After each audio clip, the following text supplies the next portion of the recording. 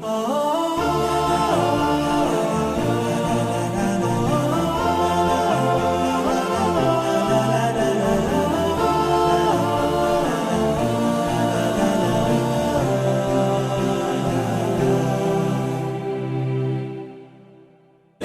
الله يا من جاءه رمضان، كم أناس بهذا العام ما أدركوا، كنا نرجو لقاهم في ليالي الصيام، ودعونا وودوا أنهم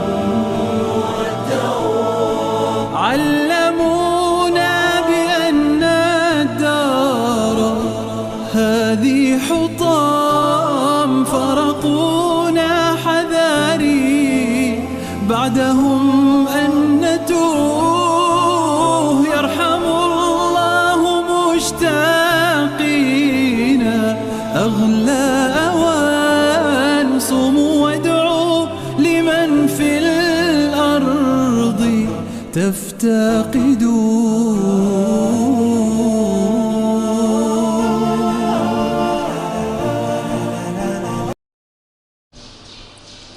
Bismillahirrahmanirrahim.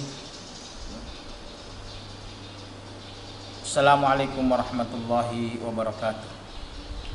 Alhamdulillah wa bi ni'mati tatimmus shalihat. Wassalatu wassalamu ala Rasulillah wa hasbunallah wa ni'mal wakil. Wala hawla wala quwata illa billahil aliyil azim. Allahumma faqihna fid din wa 'allimna ta'wil wa 'allimna ma jahilna wa anfa'na bima 'allamtana. Subhanaka la ilma lana illa ma 'allamtana innaka antal alimul hakim. Alhamdulillah, kita memuji dan bersyukur kehadirat Allah Subhanahu wa taala. Allah memanjangkan umur kita, menyehatkan kita, memberikan kita nikmat iman dan nikmat hidayah. Nikmat yang terbesar dalam kehidupan ini adalah nikmat iman dan nikmat hidayah, nikmat Islam dan nikmat Al-Quran. Walaupun Allah memberikan seluruh kesenangan di dunia ini, tetapi Allah menahan satu nikmatnya, yaitu nikmat iman.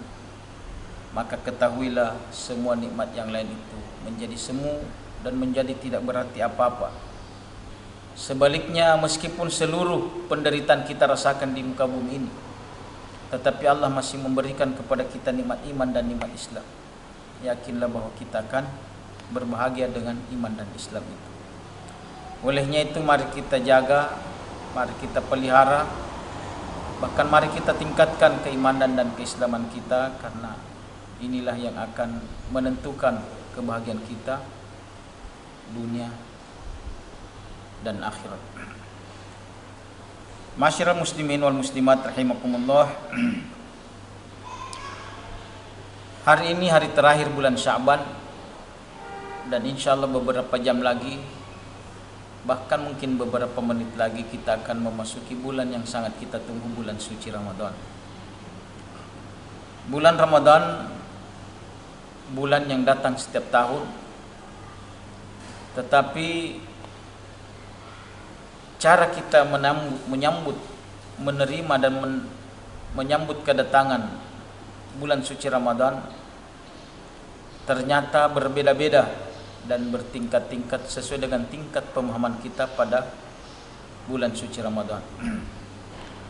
Olehnya itu, pada kesempatan yang berbahagia ini, saya akan menyampaikan sedikit ataukah beberapa keutamaan, kekhususan bulan suci Ramadan yang tidak dimiliki bulan yang lain, sehingga dia mendapatkan ataukah berhak diperlakukan secara khusus. Kita harus tahu bahwa Ramadan itu adalah tamu khusus, maka betapa beradab dan berakhlaknya kita memperlakukan Ramadan juga itu dengan secara khusus, bukan dengan cara umum. Betapa tidak berakhlaknya kita dan tidak beradabnya kita kalau Ramadan itu adalah tamu yang agung, tetapi kita perlakukan dia biasa-biasa saja. Saya berikan contoh, kalau kita kedatangan tamu di rumah dan yang datang itu adalah pembesar, ulama besar, siapalah itu, lantas kita menjamu dia seadanya, kita menyambut dia sangat sederhana, sangat tidak sesuai dengan takarannya, maka tentu kita disebut tuan rumah yang tidak berakhlak dan tidak beradab. Kenapa? Karena mungkin kita tidak tahu siapa tamu yang datang.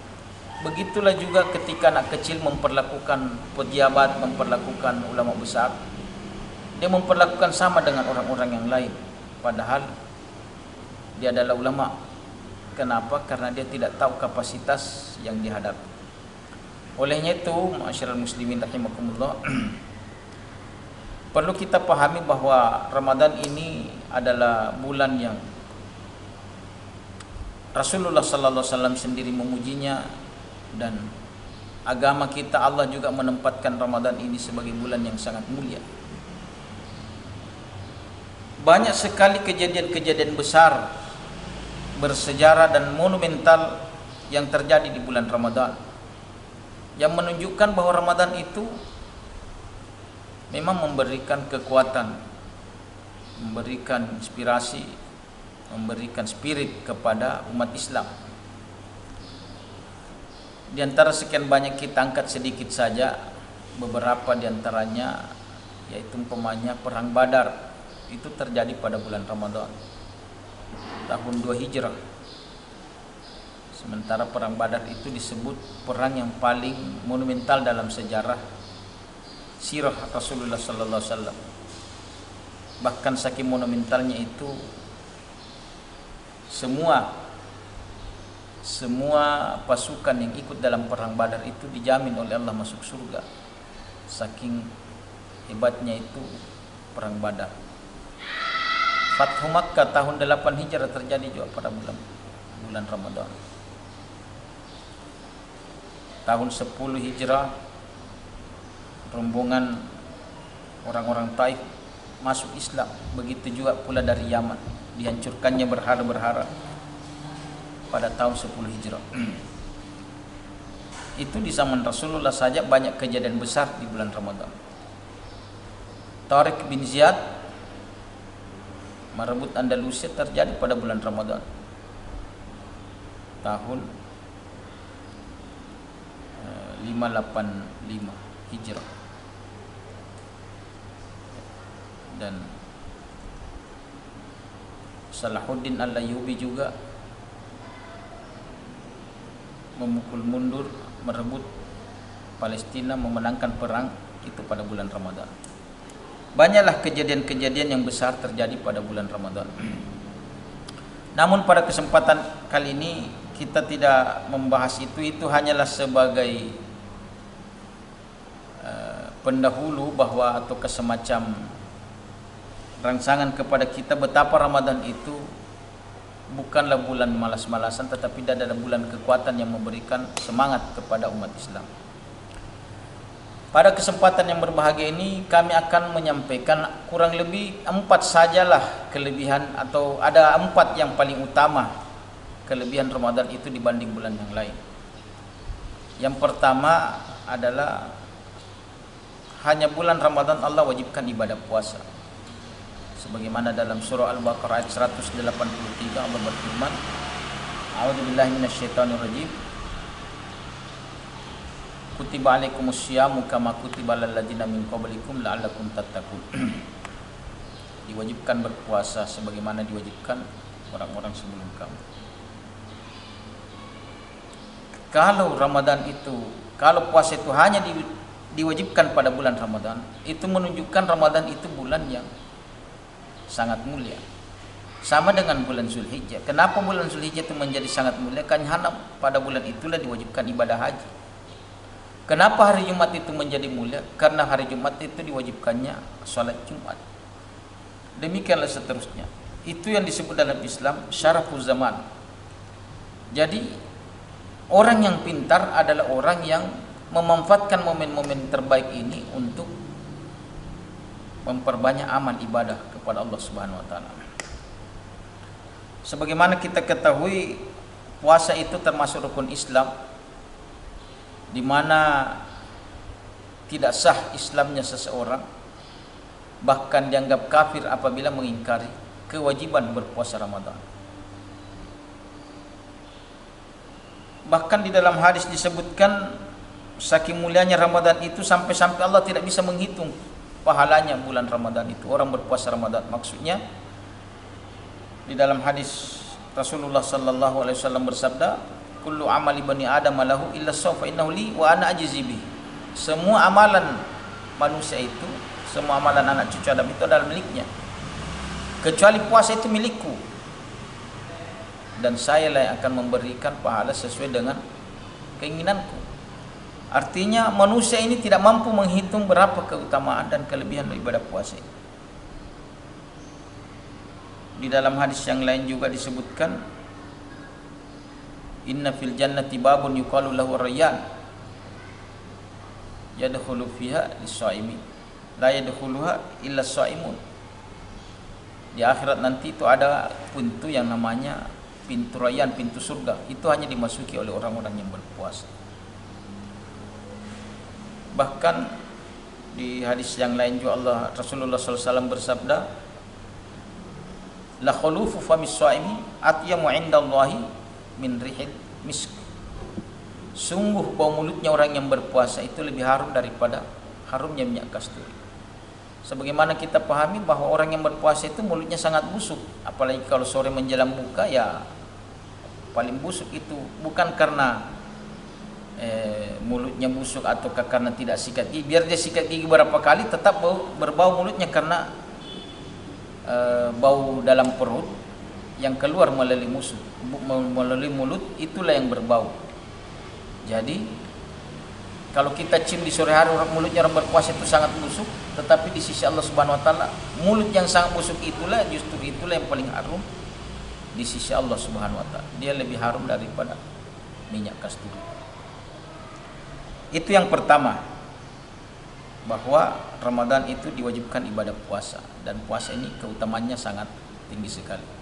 Yang kedua, bahwa di bulan Ramadan ini disunnahkan ibadah tarawih. Di bulan-bulan lain kan tidak ada salat tarawih, ada salat tahajud, qiyamul lail sendiri-sendiri, tetapi secara berjamaah itu memang ada contohnya dilakukan di bulan Ramadan. Ya meskipun sekarang ini karena edaran pemerintah dan anjuran ulama kita salat di rumah masing-masing, beribadah di rumah, salat tarawih, ya kita tarawih lah, jangan sampai tidak tarawih. Yang ketiga, di bulan Ramadan ini, hanya di bulan Ramadan ini Allah turunkan namanya Lailatul Qadar. Lailatul Qadar khairum min alfi syahr. Orang yang beribadah di Lailatul Qadar itu sama dengan beribadah 83 tahun ataukah 1000 bulan. Maka jangan sampai ada malam kita lewatkan karena kita tidak tahu kapan terjadinya Lailatul Qadar itu. Ulama memberikan penjelasan bahwa ada 2 hikmah dirahasiakannya Lailatul Qadar itu. Yang pertama, agar supaya manusia ini memperlakukan setiap malam itu sama, mulai malam pertama sampai malam terakhir itu perlakuannya sama. Karena kalau ditentukan Lailatul Qadar itu malam sekian, katakanlah malam ke-7 Ramadan, maka mungkin ada di antara kita malas-malasan beribadah, nanti dia beribadah pada malam ke-7. Sehingga malas-malasnya inilah membuat dia kadang-kadang terhindar dari kebaikan-kebaikan. Maka Allah rahasiakan supaya setiap malam kita bersungguh-sungguh, karena kita tidak tahu kapan terjadinya Lailatul Qadar itu. Dengan kesungguhan kita tiap malam itu, sehingga Allah Subhanahu wa taala menyampaikan kepada malaikat, lihatlah hamba-Ku mereka berlomba-lomba mencari kebaikan untuk mendapatkan ganjaran yang besar di malam Lailatul Qadar. Dijadikannya kita kebanggaan Allah Subhanahu wa taala di hadapan malaikat-malaikat karena kesungguhan hamba-hambanya di malam bulan suci Ramadan. Itu hikmah pertama penjelasan ulama. Yang kedua, dirahasiakannya Lailatul Qadar itu, kata ulama, sebagai rahmat Allah Subhanahu wa taala kepada hambanya. Karena kalau Allah Subhanahu wa taala tentukan atau Rasulullah sallallahu alaihi wasallam umumkan bahwa Lailatul Qadar itu terjadi pada malam 21, Selain malam 21 tidak terjadi Lailatul Qadar, dan semua kita tahu bahwa Lailatul Qadar itu malam terjadi pada malam 21 Ramadan, maka kalau ada di antara umat Islam yang melakukan pelanggaran pada malam 21 itu, maka naudzubillah la samahallah, Allah akan menghitung bahwa dia seakan-akan melakukan kesalahan 1000 bulan. Jadi orang yang bermaksiat pada malam Lailatul Qadar dan dia tahu Lailatul Qadar, maka dia bermaksiat 1000 bulan.